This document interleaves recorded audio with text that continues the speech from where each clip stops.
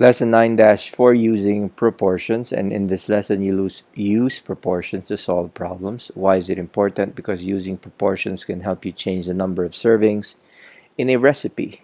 Okay, and let's take a look at this real-world application in economics. Imagine paying almost $20 for a 2-liter bottle of soft drink. That's the kind of price that the Russian people have been paying since former President Yeltsin opened their markets to free trade in 1992. Okay, the average monthly wage for a Russian is $110, roughly around that time, while the average American takes home about $2,197 a month. Okay, so if a Russian pays 44 cents for a loaf of bread, that is like an American paying $8.79. Okay, so the table at the right shows the cost in US dollars for different items purchased in Russia and the equivalent price in terms of the average American income. So what is the US equivalent cost for a bottle of aspirin that costs $6.72 in Russia? So we will solve this in example 3. So let's take a look at this one. The Russian cost in US dollars, 69 cents for eggs. The US equivalent cost is $13.78. Since they only earn $110 a month, okay, 69 cents would be huge. Okay, so blue jeans in Russian cost is $48. So if you make this equivalent to US cost with American wage at $2,197 a month, the jeans would probably cost $958.56. 95 cents for soft drinks, $18.98. Okay, US cost, and the list goes down. Look at this one. American ice cream 2 quarts in Russia, it's $9.24. Look at the equivalent cost in US dollars, $184.52. Okay, so that's a lot of money. Okay, if you're buying ice cream in Russia, that's a luxury. Okay, so again, count your blessings. So we will solve this example in example 3 because it's asking, okay, if what is the US equivalent cost for a bottle of aspirin that costs $6.72 in Russia? Okay, so before we can solve that, we need to learn proportions. So you can use a proportion to solve problems that relate to ratios. A proportion is a statement of equality of 2 or more ratios. So actually a proportion is an equation. Okay, it tells you that 2 ratios are equal to each other. Okay, remember what ratios are. A ratio is a comparison of 2 numbers by division, and it can be expressed as a fraction. So consider the general proportion A over B equals C over D. This is a proportion because it is a statement of equality. The equality is the equal sign of 2 or more ratios. That's one ratio. That's another ratio. Okay? So let's copy that down. A over B equals C over D. Okay? And then if we multiply each side by BD, okay, this is to eliminate the fractions. Okay, so to eliminate the fractions, we multiply each side by BD. Okay, we end up with AB equals CB. So what do you notice? Okay, what you notice is that the products AB and CD, AD and CB are called cross products of a proportion. Okay, so one way to determine if 2 ratios form a proportion is to check their cross products. Okay, cross products simply mean this, multiplying A and B together, okay, and C and B together. That's what it means. So cross products, property of proportions. In words, the cross products of proportions are equal, of a proportion are equal. If A over B equals C over D, then A times D is equal to B times C. If AD equals BC, then AB is equal to CD. Okay, so this is the property of proportions which we will use in example 1. So in example 1, use cross products to determine if each pair of ratios form a proportion. 1/4 and 4/16. So we want to find out if they're equal by finding their cross products. So the cross products is the cross product of 1 times 16 is equal to the cross product of 4 times 4. So 1 times 16 is it equal to 4 times 4? The answer obviously is yes. So 1/4 is equal to 4/16. Let's take a look at example B. Okay, 1.5 using cross products. Okay, we can use a calculator for this one, but we don't need to. Okay, so 9 times 1.5 is equal to 13.5. 5 times 3 is equal to 15. We're now doing cross products right here. So that's 9 times 1.5. Okay, is 13.5, and 3 times 5.9 is equal to 15. Okay, now if you notice, the cross products are not equal. Okay, therefore 1.5 over 5.0 is not equal to 3/9. Okay, and let's see how we can use cross products to solve proportions. So let's solve this proportion. C over 35 equals 3/7. Okay, so first, using cross products, this becomes now C times 7 equals 35 times 3. Okay, because of this, let me make this line thinner. Okay, so if you multiply C times 7, you get this. If you multiply 35 times 3, you get this. Okay, so you end up with 7C equals 105, and this is simple enough. You solve for C by dividing both sides by 7, and C equals 15. So divide each side by 7.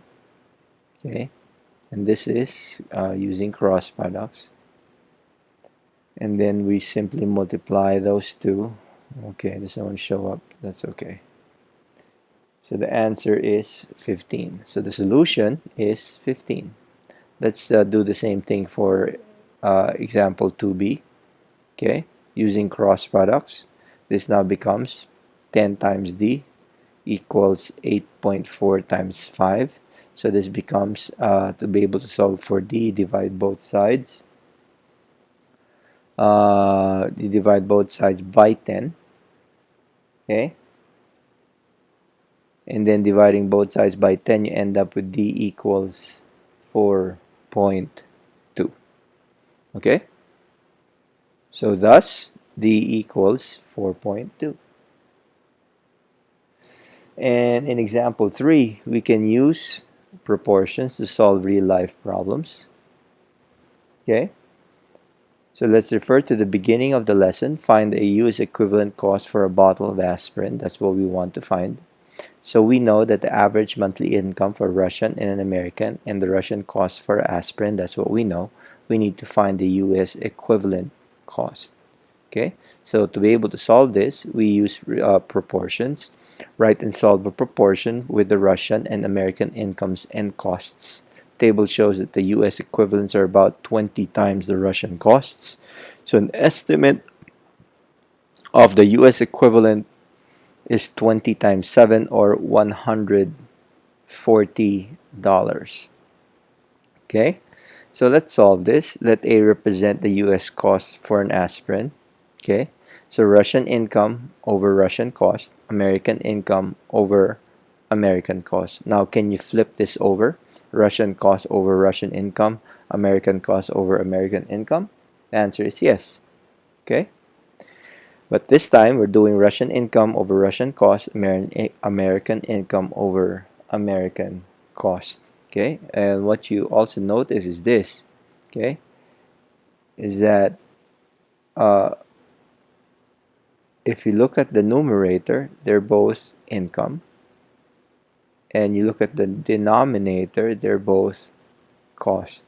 So in a proportion, it is important for you to be able to organize your data so that the numerator and the denominators are related to each other. Okay?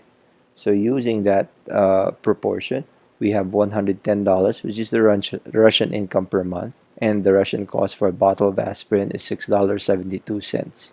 American income per month is 2,197, and we don't know the American cost for a bottle of aspirin.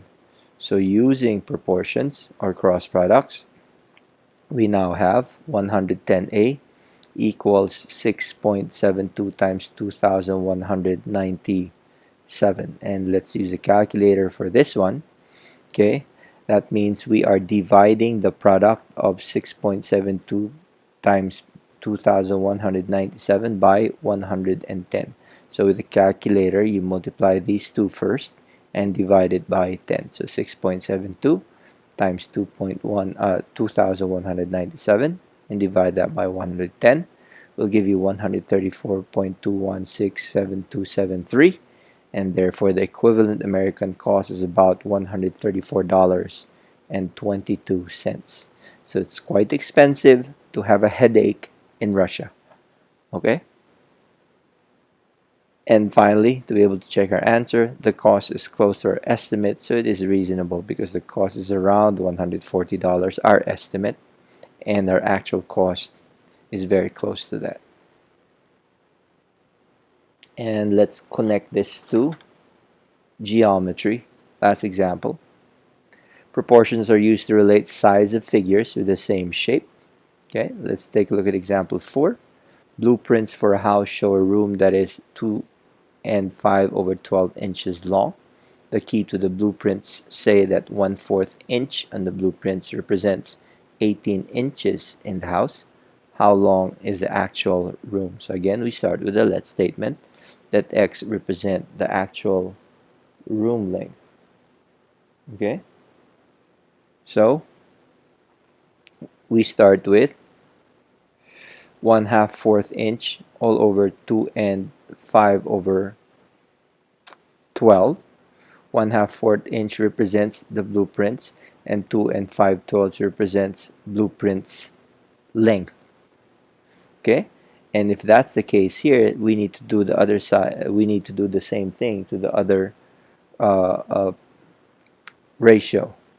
So you have 18 inches, which is the actual, and actual length is X inches. So if you notice, this ratio talks about blueprints, and this ratio talks about the actual room. Okay. If and again, there is a relationship within the ratio. So if you use this particular ratio and use cross products, you now have 1/4 X is equal to 18 times 2 and 5 over 12. Okay. Simplify that further, you end up with 1/4 X equals 43 and 1/2. And to be able to solve for X, we know that we multiply each side by 4. Okay, and multiplying each side by 4, we end up with X equals 174. So the room is 174 inches, or 14 and 1/2 feet long. Okay, another way you can do this, okay, remember we talked about relationship between ratios, is that if you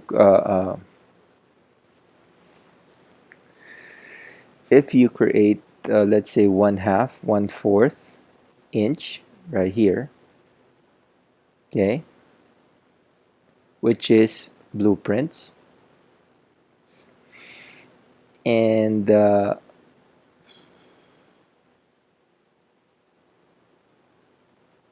equate that to, or make it over 18 inches, which is the actual length or the actual house. Okay, we can make another ratio, which will mean this is 2 and 5 1/2 inches, 2 and over 5 over 12, all over uh, 2 and 5 over 12 all over, is it x inches still? Yes. Okay. And if you notice in this type of ratio, the numerator will all be blueprints.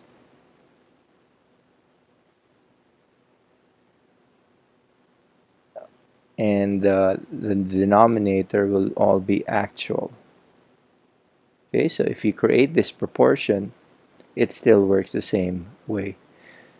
Okay, so this is another way of solving this proportion. Okay, so erase that so it won't cover the actual problem.